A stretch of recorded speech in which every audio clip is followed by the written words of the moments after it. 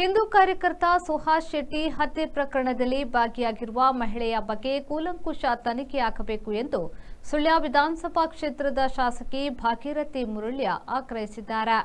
ನಗರದ ಬಿಜೆಪಿ ಕಚೇರಿಯಲ್ಲಿ ಸುದ್ದಿಗೋಷ್ಠಿ ನಡೆಸಿ ಮಾತನಾಡಿದ ಅವರು, ಜಿಲ್ಲೆಯಲ್ಲಿ ಶಾಂತಿ ಸುವ್ಯವಸ್ಥೆ ಕಾಪಾಡುವಲ್ಲಿ ರಾಜ್ಯ ಸರ್ಕಾರ ಸಂಪೂರ್ಣ ವಿಫಲವಾಗಿದೆ. ಒಬ್ಬ ಹಿಂದೂ ಕಾರ್ಯಕರ್ತನ ಬರ್ಬರ ಹತ್ಯೆಯ ಹಿಂದೆ ಸಾಕಷ್ಟು ಕಾಣದ ಕೈಗಳು ಕೆಲಸ ಮಾಡಿವೆ. ಇದೊಂದು ಪೂರ್ವ ನಿಯೋಜಿತ ಹತ್ಯೆಯಾಗಿದೆ. ಗೃಹ ಮಂತ್ರಿಗಳು ಜಿಲ್ಲೆಗೆ ಭೇಟಿ ನೀಡಿ ಮುಸ್ಲಿಮರ ಓಲೈಕೆಯಲ್ಲಿ ತೊಡಗಿಕೊಂಡಿದ್ದಾರೆ ಹೊರತು ಬಿಜೆಪಿಗರ ಮತ್ತು ಜನಪ್ರತಿನಿಧಿಗಳ ಜೊತೆ ಸಭೆಯನ್ನ ಕರೆಯಲಿಲ್ಲ. ರಾಜ್ಯ ಸರ್ಕಾರದ ಧೋರಣೆ ಇದರಿಂದಲೇ ಸ್ಪಷ್ಟವಾಗಿ ತಿಳಿಯುತ್ತಿದೆ ಎಂದರು. ಸಂಘಟನೆಯ ಯುವಕ ಸುಹಾಸ್ ಅಂತ ಹೇಳುವವರಿಗೆ ಇವತ್ತು ಒಂದು ಬರ್ಬರವಾದ ಹತ್ಯೆ ನಡೆದ ಬಗ್ಗೆ ನಮಗೆಲ್ಲರಿಗೂ ವಿಷಾದ ಇದೆ. ಬೇಸರದಲ್ಲೇ ನಾವಿವತ್ತು ಒಂದು ಪತ್ರಿಕಾಗೋಷ್ಠಿಯನ್ನು ಮಾಡ್ತಿದ್ದೇವೆ.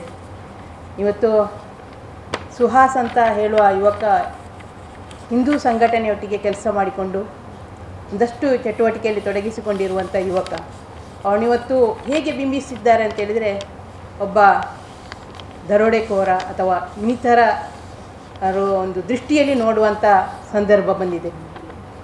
ಅವರೇನಿದ್ದರೂ ಹಿಂದುತ್ವದ ಪರವಾಗಿ ಕೆಲಸ ಮಾಡಿದ್ದಾರೆ, ಒಂದಷ್ಟು ಕೆಲಸ ಮಾಡಬೇಕು ಅನ್ನೋ ಸಾಧನೆಯಿದ್ದರು.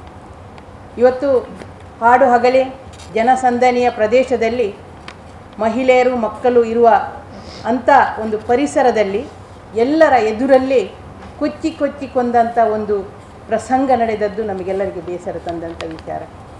ಇವತ್ತು ಆ ಕೊಲೆ ಮಾಡುವಂಥ ಸಂದರ್ಭದಲ್ಲಿ ಕೂಡ ಅವರಲ್ಲಿ ಅದಕ್ಕೆ ಮೊದಲೇ ಅವರನ್ನು ತನಿಖೆ ಮಾಡಿ ಅವರ ಗಾಡಿಯಲ್ಲಿ ಏನು ಅವರಿಗೆ ರಕ್ಷಣೆಗಿರುವಂಥ ಏನಾದರೂ ಸಾಧನಗಳು ಇದೆಯಾ ಎನ್ನುವುದನ್ನು ಪೊಲೀಸರು ತನಿಖೆ ಮಾಡಿ ಒಂದು ವಾರದಿಂದ ಕುಲಂಕುಷ ಅವರಲ್ಲಿ ಯಾವುದೇ ಅವರಿಗೇನಾದರೂ ಅಡೆತಡೆ ಬಂದಾಗ, ಅವರಿಗೇನಾದರೂ ಜೀವಕ್ಕೆ ಅಪಾಯ ಬಂದಾಗ ರಕ್ಷಣೆ ಮಾಡಲಿಕ್ಕೆ ಬೇಕಾದಂಥ ಯಾವುದೇ ಆಯುಧಗಳಾಗಲಿ ಅಥವಾ ಯಾವುದೇ ಒಂದು ರಕ್ಷಣೆಗೆ ಇರುವಂಥ ವಸ್ತುಗಳು ಅವರಲ್ಲಿ ಇರಲಿಲ್ಲ ಅಂತ ಅನ್ನೋದು ಗೊತ್ತಿದ್ದ ಕಾರಣ ಅದೇ ಸಂದರ್ಭದಲ್ಲಿ ಅದೇ ಸಮಯದಲ್ಲಿ ಅವರನ್ನು ಅಟ್ಯಾಕ್ ಮಾಡಬೇಕಿದ್ರೆ ಇದಕ್ಕೆ ಪೊಲೀಸರಿಗೆ ಗೊತ್ತಿದ್ದುಕೊಂಡೇ ಮಾಡಿದಾರಾ ಅಥವಾ ಏನು ಅಂತ ನಮಗೆ ಗೊತ್ತಿಲ್ಲ. ಅವರೆಲ್ಲ ಸಾಧನೆ ಯಾರಿಗಾದರೂ ತಿಳಿಸಿದ್ದಾರಾ ಅಂತಲೂ ಗೊತ್ತಿಲ್ಲ. ಇವತ್ತು ನಿನ್ನೆ ಪರಮೇಶ್ವರ್ ಅವರು ಬಂದಿದ್ದರು, ಗೃಹ ಸಚಿವರು.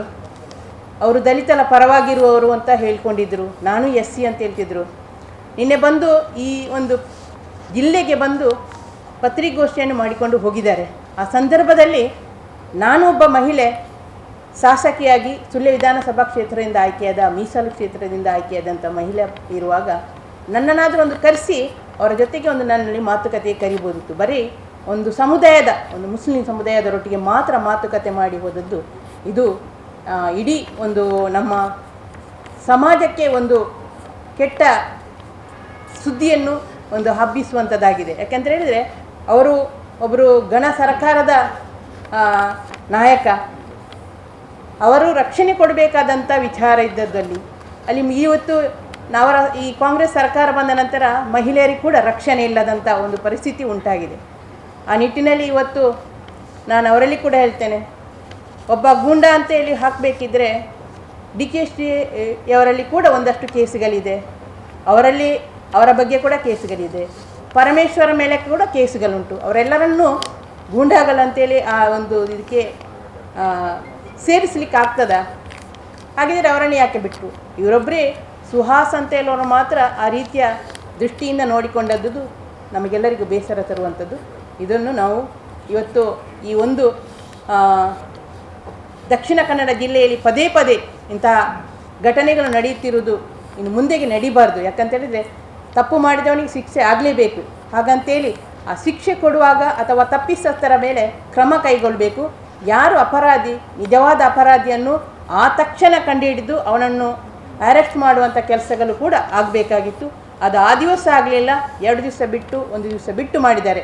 ಇದು ಕೂಡ ಒಂದು ಸರ್ಕಾರದ ಏನು ಪೊಲೀಸ್ ಇಲಾಖೆಯ ವೈಫಲ್ಯ ಅಂತ ನಾವು ಹೇಳಲಿಕ್ಕೆ ಇಷ್ಟಪಡ್ತಿದ್ದೇನೆ. ಇವತ್ತು ನಮ್ಮ ಬೇರೆಲ್ಲ ನಾವು ಯೋಚನೆ ಮಾಡುವಾಗ ಈ ಸಮಾಜದಲ್ಲಿ ಇನ್ನು ಮುಂದಿನ ದಿನದಲ್ಲಿ ಮಹಿಳೆಯರು ಮಕ್ಕಳು ನಡೆದಾಡಲಿಕ್ಕೆ ಸಾಧ್ಯವೇ?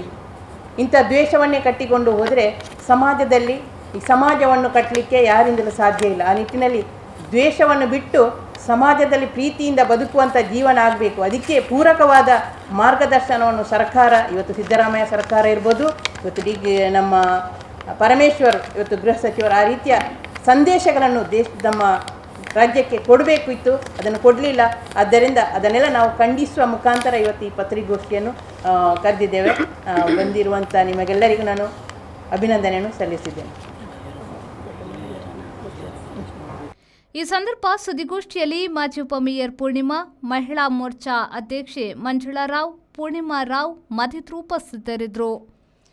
ಮಂಜುನಾಥ್ ಪ್ರಸಾದ್, ವಿ4 news, Mangaluru.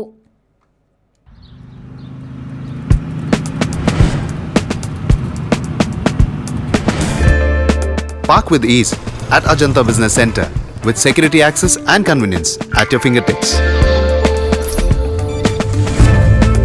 Step into a welcoming lobby where a warm smile greets you and your clients.